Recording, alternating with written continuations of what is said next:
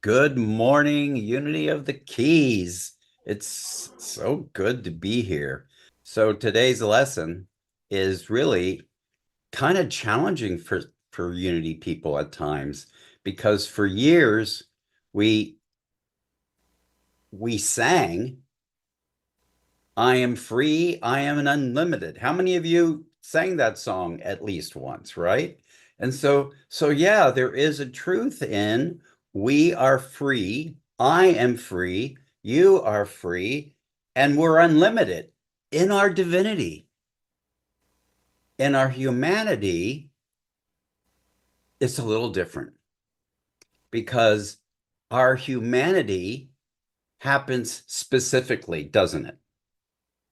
And have you noticed that the universe operates specifically also? When we talk about the universe in general ways, it seems like generalities, but really the universe is operating specifically.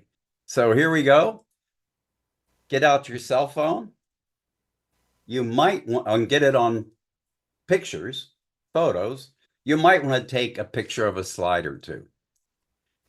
And this is my little minion friend. I love the little guys. Sitting back, relaxing. And you know what? That's what I want you to do. And if you want to reach me anywhere, you can find me at my website, paulhasselbeck.com, my podcast, metaphysicalromp2.com, and my email. That's probably the most important, alberthasselbeck@gmail.com. And I welcome emails from you folks. So, the joy of limitation. So, we are wondrously infinite in finite ways. Why don't you say that with me? I am wondrously infinite in finite ways. So, when we think of what's happening personally and universally, there's the infinite unlimited that we call the divine. Historically, we called it God. And then there's the finite limited. So it's a both and, it's not an either or. And in the most fundamental way, it's a unity. The finite can't exist without the infinite, and the infinite is always being used to express the finite. So it's a statement of oneness. So we are fully divine and fully human, just like it was taught about Jesus. And so you have every divine idea at the point of view. And it's true. We don't ever really know the full capacity of this infinite, unlimited divinity, nor do we ever express everything a human can do. So, just as a reminder, God is not a being or entity, not a he, not a she. God does not change, and God is not opposed. What do we mean by that? Well, in unity, there's no devil. There's not an opposing deity like entity that's operating in our lives. So, Charles Fillmore said this in The Revealing Word under the definition of mind. By the term mind, we mean God, the universal principle which includes all principles. So when we say the infinite field of potential, when we say the divine is infinite, there are an infinite number of principles. So God is principle. And principle is made up of what? Faculties and laws. But here's a tip. Synonyms for faculties are principle, power, as in the 12 powers, or a divine idea. So this is such an important point. At least it was for me. And that when I read the historic texts and they use each of these terms, I kind of got the idea that they were separate and distinct things, but they're not. They're synonyms for one another. So, Eric Butterworth said, God is spirit, present in its entirety at every point in space at the same time. Well, today we would say God is principle, present in its entirety at every point in space at the same time. So what does that mean? Well, to give you some idea, we each have trillions of cells in our body, and the entirety of the divine is present at each and every one of those cells. It's kind of a mind-blowing concept when you think about it. And it's so fundamental to the unity teachings, at least the deeper teachings as I understand them. So, when you cut yourself and you don't have to direct your body to heal that cut, well, that's possible because the entirety of the divine is right there. Our cells are using the divine all the time, just like we are, whether we're conscious of it or not. And then Charles said, if you can conceive that all that mind, all that God, all that divinity is right at hand for your use, all ideas or principles can be grasped and used by you. But the thing is, we got to learn what they are, don't we? That's why we focus on the 12 powers so much, because those are 12 ideas or principles that is a really good foundation point to jump off from to learn more of them. And we have to grasp them, and we have to use them. They don't use us. You see, when we say we are fully divine, we're not saying the divine does anything in your humanity. We're saying that your humanity, my humanity, uses the divine to express our lives. So one of my favorite authors is E.V. Ingraham. And there's a really funny irony that this writer, who became one of my favorites in the Unity movement, actually was the minister of a Unity church in my hometown, Cincinnati, Ohio, before I was even going to Unity or knew what Unity was. So I kind of missed out, didn't I? Anyway, he said this: you already have all the power there is. So another tip is when you read a sentence like this, when it's like in the third person or even a second person, take a moment, put it in the first person instead of you already have all the power there is. Say, I already have all the power there is. You have all the love there is too. So he went on to say, you have had the power to demonstrate disease in the face of omnipresent health, poverty in the presence of inexhaustible substance. Why is that? It's because you and I choose how we use our power. And then he went on to say, this is all brought about by the formulated thoughts and decrees of the thinking self. And we just sang that great song. I am the thinker that thinks the thoughts. You are the thinker that thinks the thoughts. And today we would add, you are the thinker and the feeler that thinks and feels the thoughts. So this is one of my favorite quotes from Charles Fillmore's. If we send power out by our thought and word in hate, it destroys. But if we send it out in love, it builds. So you may be thinking, well, Paul, the title of this talk is The Joy of Limitation. What is this talking about?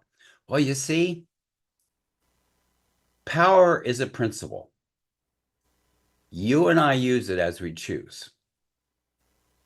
And we rarely, I don't think we can send out the power in its entirety. What we have to do is limit it to something specific. And if we send it out in hate, it destroys. But if we send it out in love, it builds. Divine ideas or principles are potential forces waiting to be set in motion through proper formative vehicles. The thinking and feeling faculties in us are such vehicles. See, that's just saying what I've been saying a different way. That these principles, these divine ideas, the 12 powers, are potential forces. And they're not doing anything until we act on them with our thinking and feeling natures. And we do it consciously and unconsciously. So back to this diagram. We have infinite, unlimited divine ideas. That's our divinity. And I'd have to add loss to that. And then we are finite and limited. And how do we get from infinite and unlimited to finite? Through our thought, feeling, and word. See, the spoken word can be very important.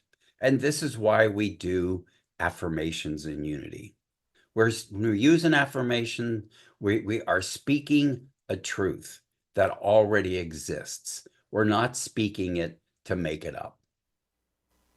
So we must learn the law of expression, from the abstract to the concrete, from the formless to the form. So now we're getting into that joy of limitation.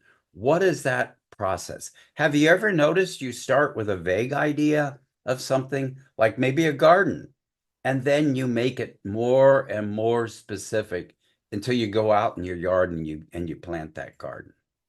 So divine ideas, we're moving them from the abstract and formless by limiting them to something specific, concrete, and formed. And then from there, we go to manifestation. To put it another way, we have principle, divine idea, and power. So we are going to limit those divine ideas, define them, focus them, form them, refine them, any word you want to use.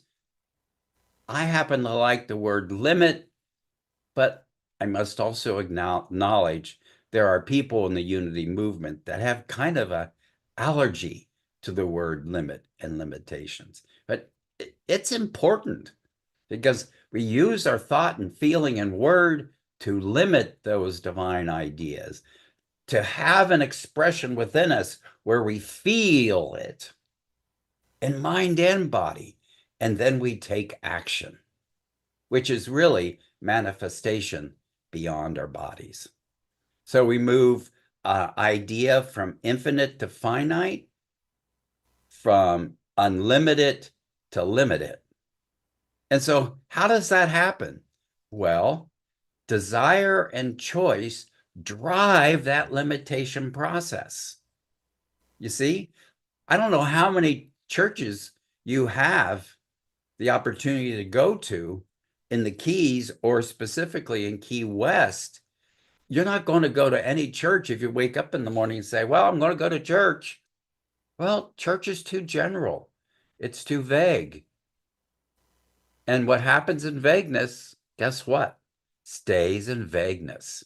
So we have to be specific. When you wake up and you say, I'm going to go to church, you're really saying, I'm going to go to Unity of the Keys, a very specific church. So are you beginning to grasp this idea of how important limitation as a process is important in manifestation and demonstration?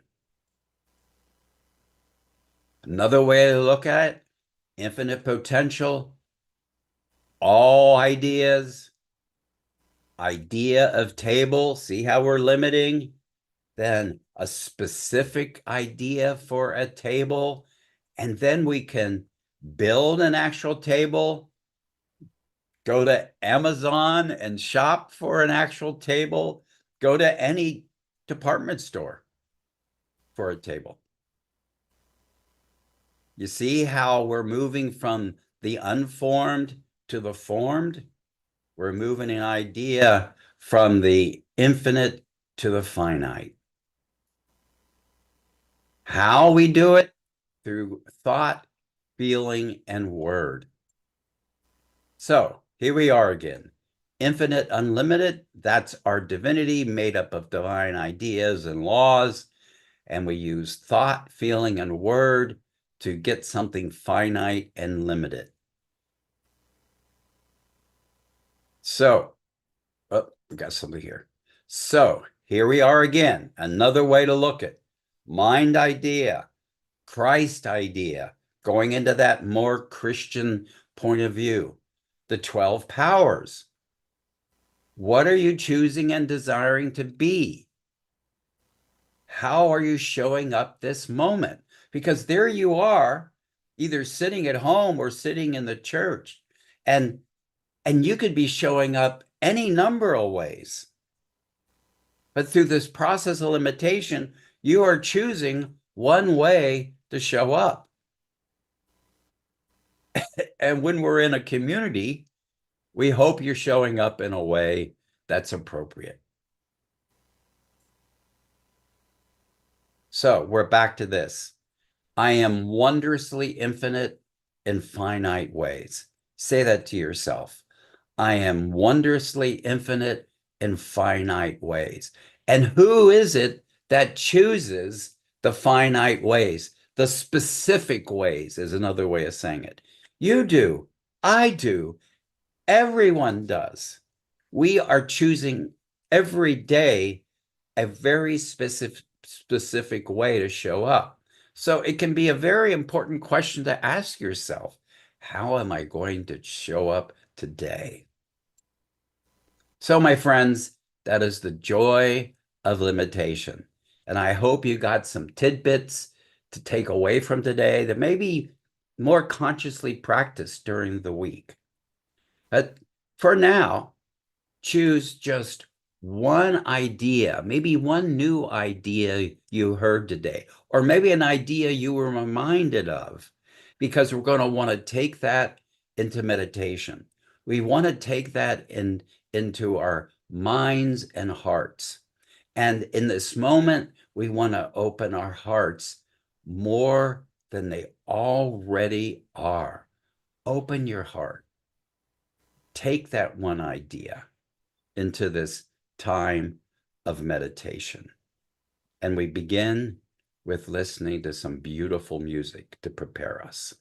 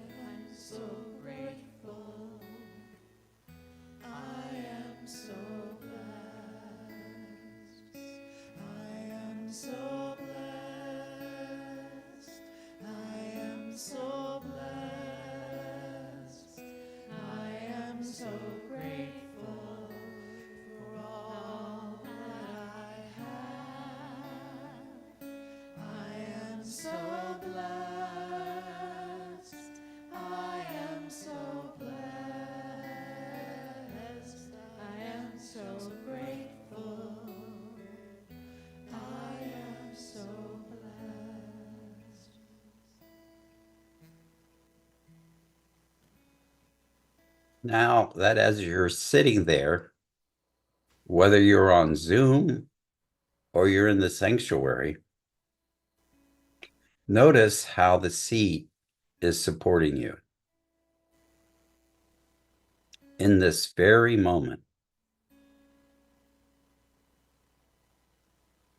Say to yourself, I am so blessed. And know that you are fully divine and fully human. This is what supports you in this life you have. And bring to mind whatever idea or thought or concept you heard during my presentation. And begin to think into it. And as you think into it, begin to notice how you feel about it.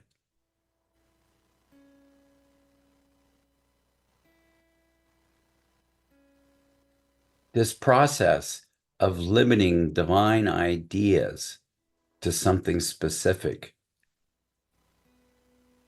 requires our thoughts and our feelings and the words we express from that.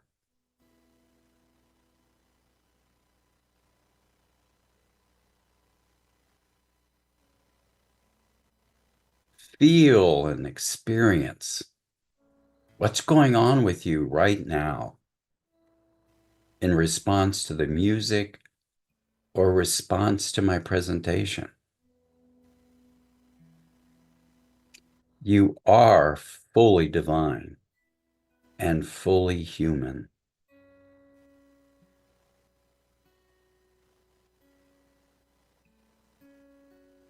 And when I say we are fully divine, it's in our divinity. We are absolutely the same.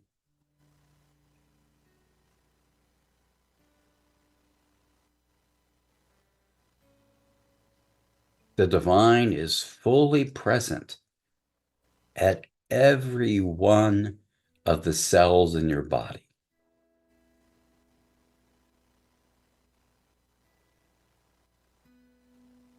And that's true of everyone on the planet and everyone who has ever lived and everyone who is going to show up.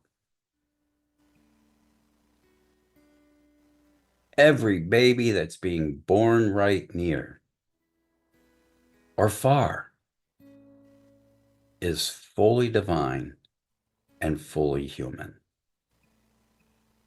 So remember, it's in our divinity that we are identical. And it's in our humanity that we are wondrously distinct.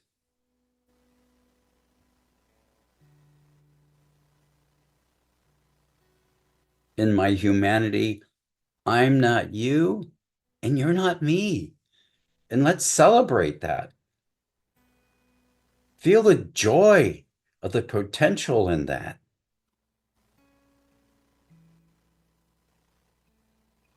And so let's invest a minute or two in the silence, going deeper into an understanding of these truths.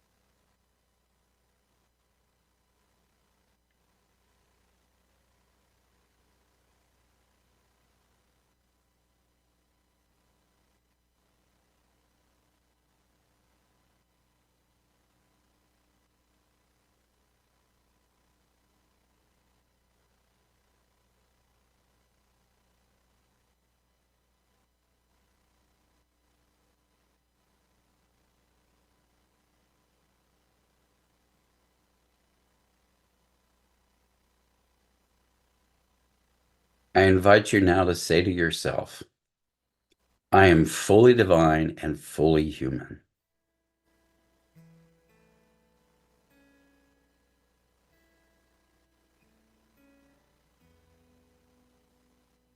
I am identical and I am distinct.